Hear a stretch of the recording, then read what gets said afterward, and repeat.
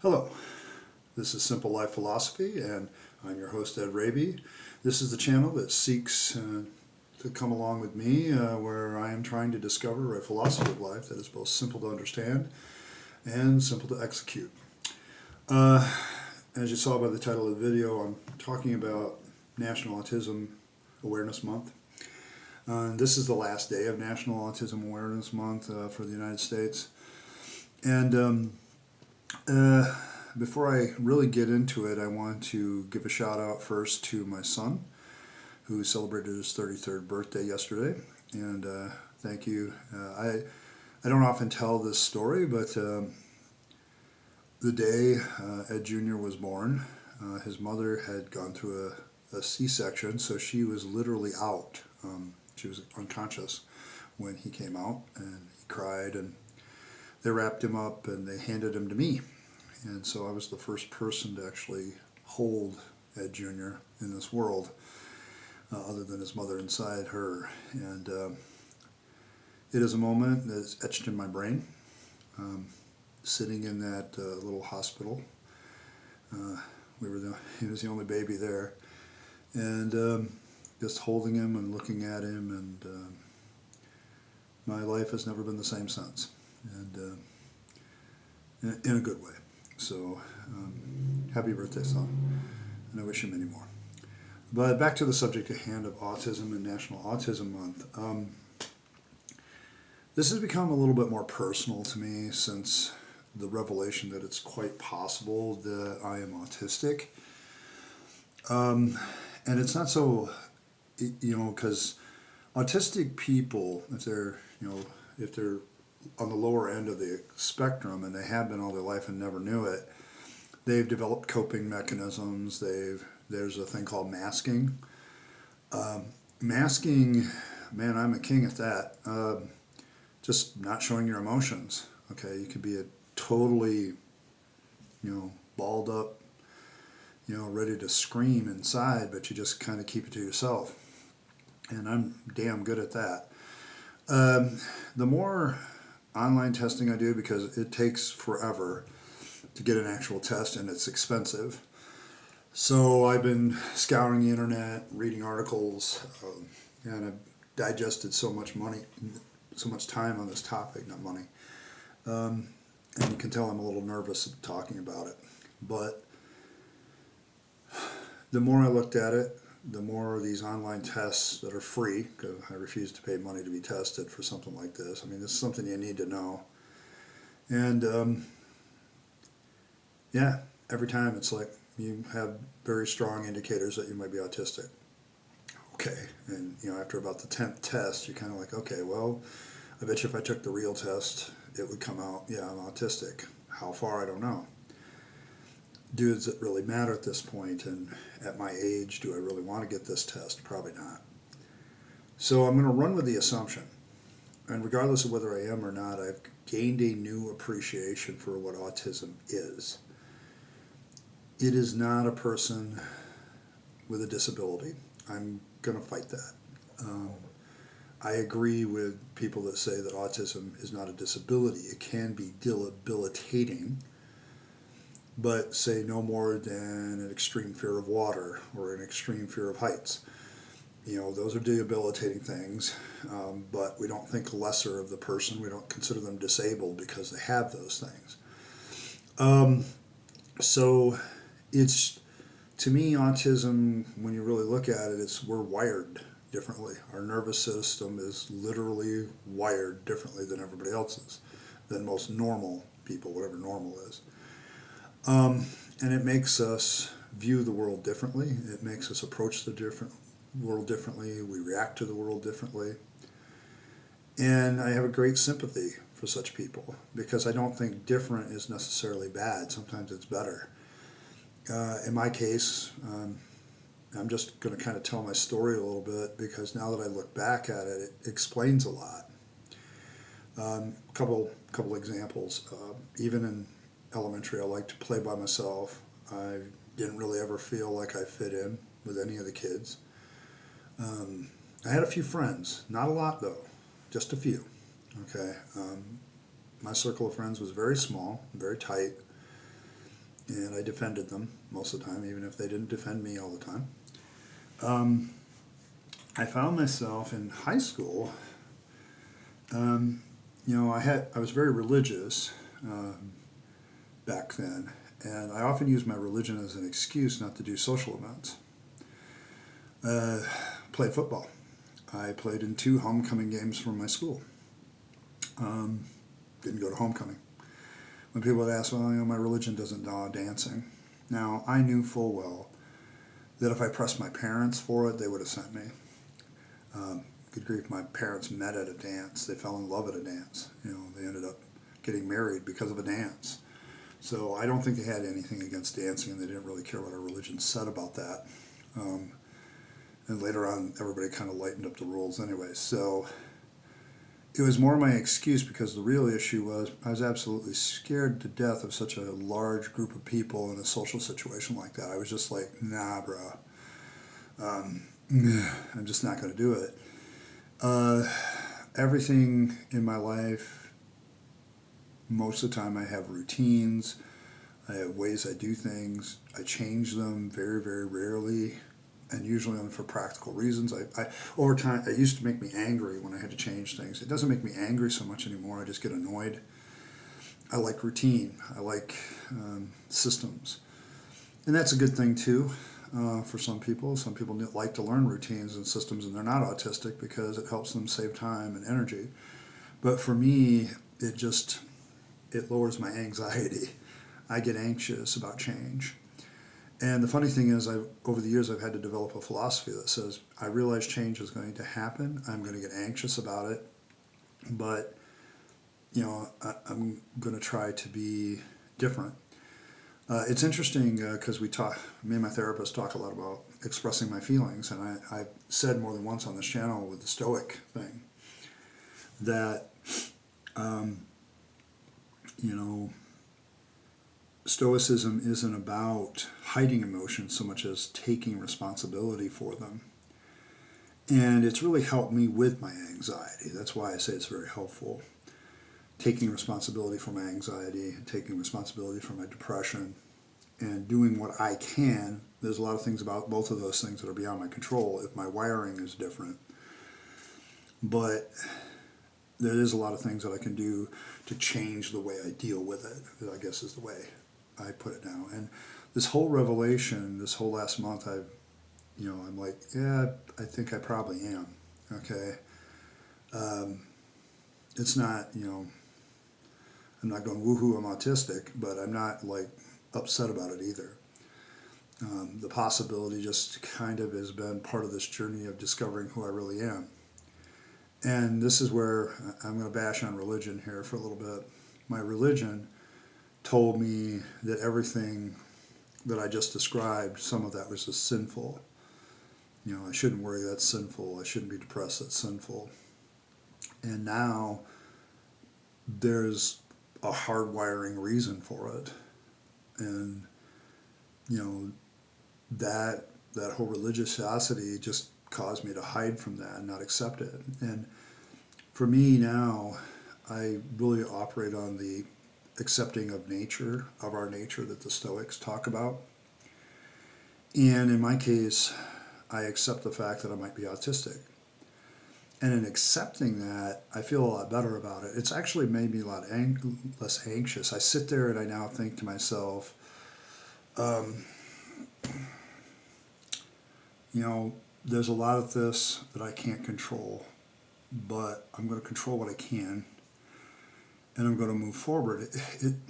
It's a real negative thing, and it explains so much for me now.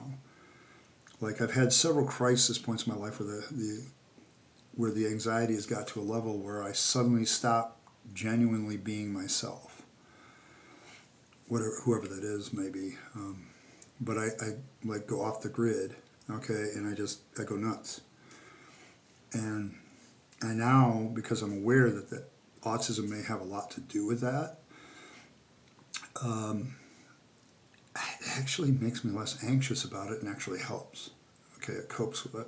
So even if I'm not, there's something about perceiving it in that way that has allowed me to cope a lot better with my worry and my depression.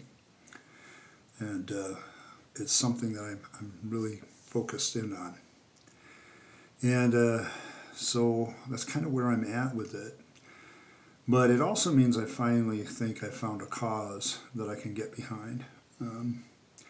I've had other conditions that were eye-opening, like when I was diagnosed with type 2 diabetes, I'm like, well, Ed, you just need to get off your ass, exercise again, and quit eating shit, which I've tried to maintain pretty much, mostly successfully 90% of the time. Except when I get depressed, I have to watch myself because I end up eating a lot more when I'm depressed.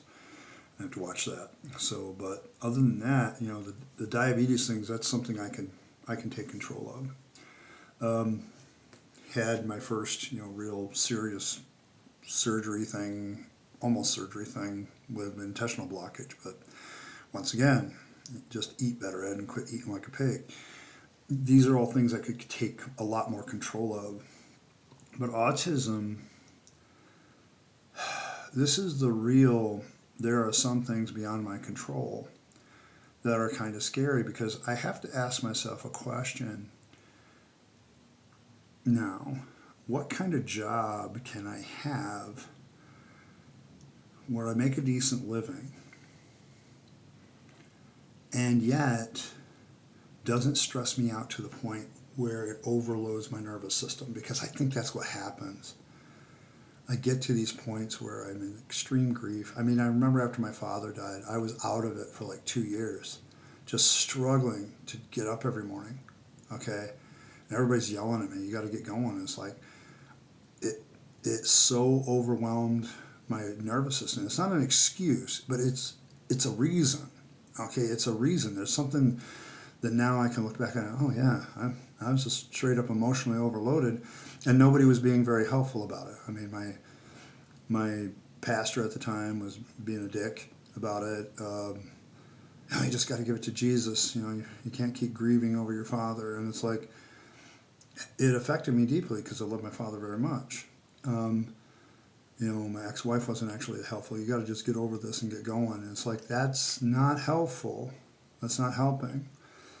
And with the autism thing, it means my nervous system was overloaded. And what everybody really needed to be doing was finding ways to alleviate my nervous system's stress. And I needed to be finding ways to do it myself. I needed to take responsibility too, but what people didn't need to be doing at that time was adding more stress and more anxiety to me by being assholes about it. I needed a lot more comfort and I needed a lot more understanding at that time than I got. Later on, every church I've left, same thing. Kind of my decision to leave the church was based on the fact that the stressor got to a point where it was too high. My last church, I lost a good friend. I was grieving over that. There was a whole bunch of crap going on politically in the church that I just was not happy with. Stress level got to a certain point. Bam. All of a sudden, I'm doing something I normally would never do, which was have an affair. Never got physical, just really emotional. A lot of texting back and forth, but nothing more.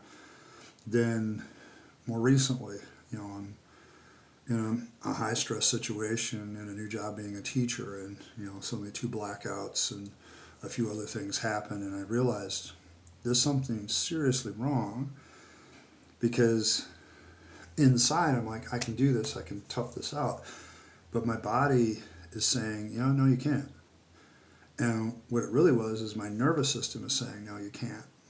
And I think now that I'm kind of aware of this possibility, it makes a lot more sense, some of these crisis points in my life where things have just gone kablooey. And it's like, it's at those moments when the stress and the nervousness and the worry and the depression were so hitting my nervous system, which isn't wired like most other people's, and bam, you go nuts, you shut down, you whatever you want to call it, and you can't control that. There's a certain level that my body will take, and then it says screw it, and that is a very hard thing to come in reality with, because as a Stoic, I'm having trouble. Okay, do I put that in the category of I can do something about it? Or do I put it in the category of I can do some things about it, I can influence a little bit, but there's a certain part of it that is beyond my control? Like, there's a certain level on the gauge that when things get past that, it's beyond my control at that point. Something's going to go bad. And at least this time, I realized there was a problem, and I pulled away from the stressors before anything really bad happened. Before, you do things to get arrested or whatever. And I'm trying to maintain that. And it's not excuses for my behavior in all those incidents, but it makes understanding that I have that gauge. I just got to find out where that point is and then stay away from it. And that creates a lot of problems. This video is probably going to be a little longer. I do apologize for that, but I think it's important for me on the last day of National Autism Awareness Month to kind of lay out my story so far. Because next year, I want to take a look back at this video and ask myself, how far have I come? Have I gotten better? And, the real thing is I alternate, like with relationships. I alternate between, I really should be by myself more so I don't, affect other people with this. Because, I'm very conscientious of not making other people worried or nervous around me. And I think that sometimes gets misinterpreted when I do need help. And then, I don't know, there are times I really wish I had somebody that was here that could hold me and take away the stress and say, Ed, it's going to be okay. And I don't have that right now.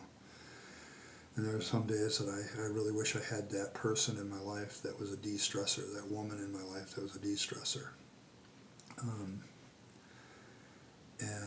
It's hard sometimes. It really is. My faith, getting rid of my faith actually helped. Trying to pursue careers that are less stressful and more routine-oriented have definitely helped. But I don't know some days where to turn. And there are days I just want somebody to give me a hug. I mean, I'm autistically sensitive to touch, but it's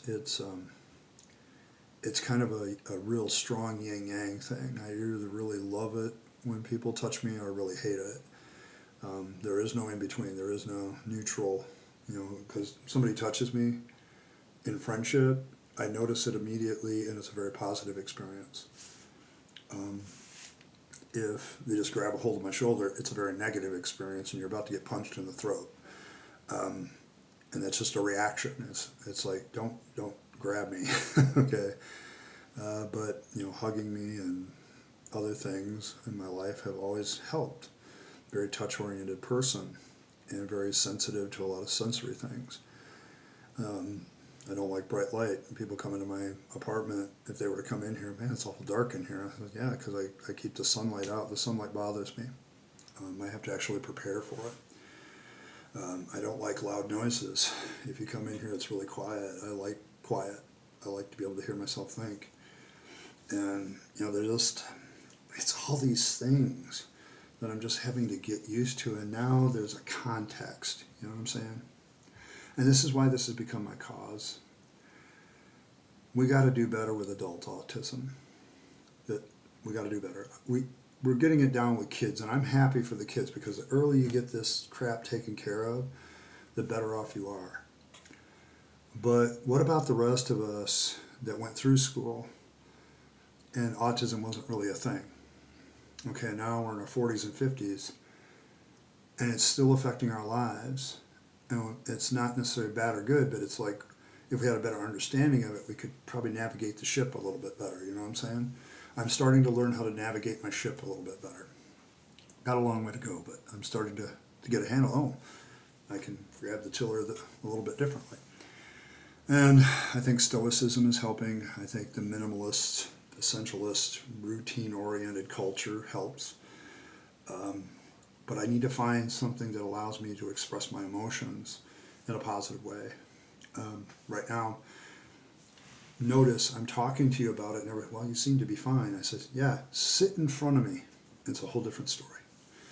Okay, I can get on the internet and talk about it. I can go to my blog and write about my feelings and emotions. Give me something creative and I can express my emotions. Music. I've had people in my life that knew what feelings I was feeling by what music I was listening. When they started putting two to two together, like, oh, okay, that's what he's feeling. I can do all that. I'll start singing a song, and the song is actually an expression of my feelings. And once people figure that out, they get it. But sit down and actually discuss my feelings and describe them? Nope, not going to happen. And I pull back into that, and it's hard. But here I am creating a YouTube video and going to post it on the internet, and I can talk about it. I can talk about it. Sit down in front of me face to face, and I'll look away and like, no, I got nothing to talk about. Eye contact, yeah, I have a problem with that with people I don't know. I don't do it a lot. I tend to look down to the floor mostly, or off to the side or up to the ceiling. I never really look directly at a person half the time. Maybe over the years I've gotten better at it, but it's very odd for me to do that. So I'm kind of, the more I look at it, the more it makes sense. And I think it's my cause. I think I've finally found something to fight for. As the autistic people of the world, we're okay. We're all okay. It's just we don't really relate to the rest of you. Okay? We have a hard time relating to the rest of you.